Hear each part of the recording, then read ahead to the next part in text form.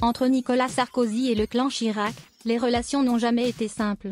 Au fil des années depuis la rencontre entre les deux ex-présidents dans les années 70, les deux camps n'ont cessé de multiplier les grandes marques d'affection et les immenses trahisons.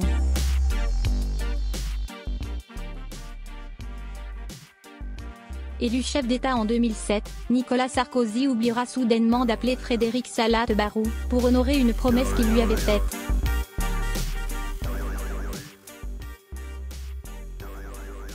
Entre l'amour et la haine, il n'y a qu'un pas. Cet adage, Nicolas Sarkozy et Jacques Chirac l'ont respecté jusqu'au bout, les deux hommes politiques ayant toujours entretenu des rapports plus que compliqués.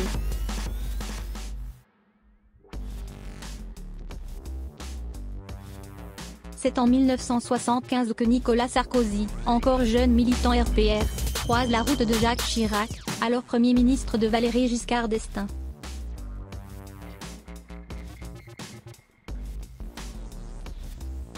Entre les deux hommes au caractère bien trempé, le coup de foudre est immédiat.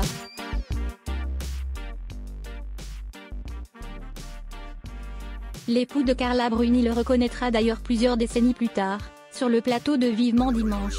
Je n'ai pas toujours été très discipliné, il n'a pas toujours été très gentil, mais peut-être que j'ai fait beaucoup de choses pour l'épater.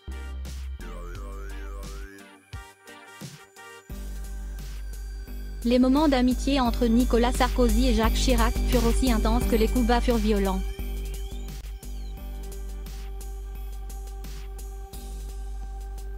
Car la trahison est d'autant plus douloureuse lorsque l'auteur est quelqu'un qui entretient également des rapports intimes avec les membres de votre famille, comme ce fut le cas de Nicolas Sarkozy, très proche du clan Chirac.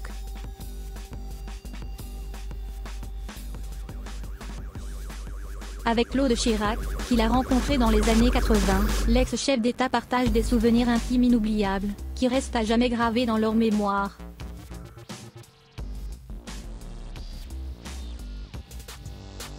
C'est pourtant au mari de Claude, Frédéric Salat-Barrou, que Nicolas Sarkozy fera un coup bas inscrit dans les annales.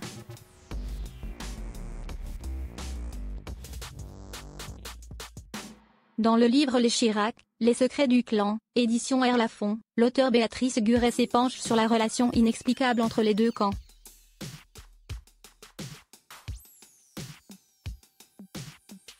On ne peut rien comprendre au lien entre les Chirac, père, mère, fille et Nicolas Sarkozy, si l'on ne voit pas qu'ils sont gouvernés par les passions, écrit-elle.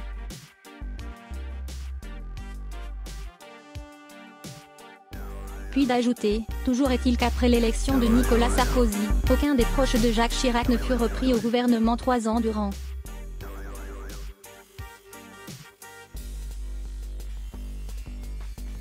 Et surtout Frédéric Salat-Barrou se retrouva sur le trottoir de l'Élysée avec en tout et pour tout un téléphone portable.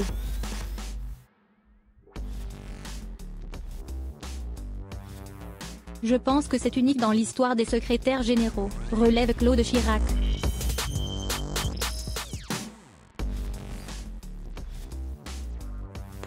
Sarkozy était venu avant son élection dans le bureau de Frédéric pour lui dire « Je veux que tu sois mon ministre des Affaires sociales ».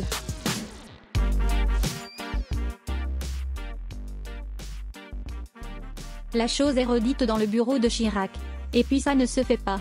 Sarko n'a même pas décroché son téléphone pour le lui dire lui-même.